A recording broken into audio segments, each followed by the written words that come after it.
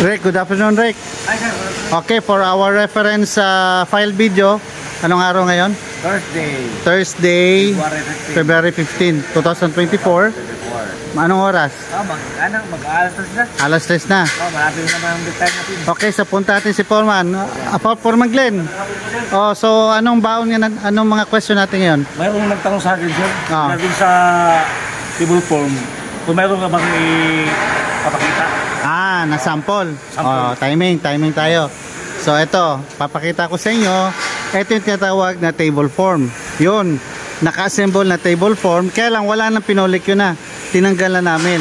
Kasi yung position na yan, ang tawag dyan is ready for fly out. Ipa-fly out yan. Kukunin ng tower crane yan. O crane. Meron dyang gulong, merong roller yan. Tapos ipopush ng worker, ipopush yan. Pag push yan, nakaalalay na yung nakasabit na sa tower crane yan. Ipa-fly going out. Short for fly out. Ipa-fly out yon. Ililipat sa upper floor.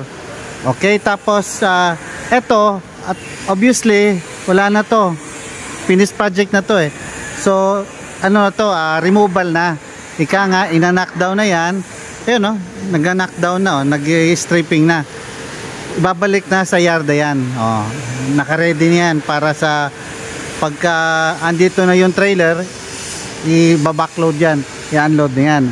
Alright, so anong advantage ng table form? Tingnan nyo, advantage ng table form, ang bilis, diba? Napakabilis talaga. I-down mo lang yan, tapos i-roller mo, fly out agad. Tapos ready na sa kabilang sa upper floor. Yun ang advantage. Ang disadvantage naman, pag nasira yung tower crane. Pag nasira yung tower crane, wala na.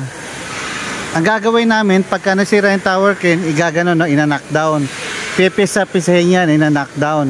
Tapos bubuhatin isa-isa yan. Bubuhatin isa-isa or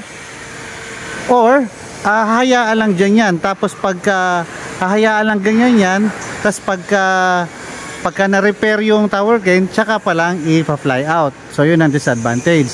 So may mga project kami dati na literal na dinismantle namin kagayan, tsaka binuhat namin. Bayanihan ka nga, 'di ba? Oh.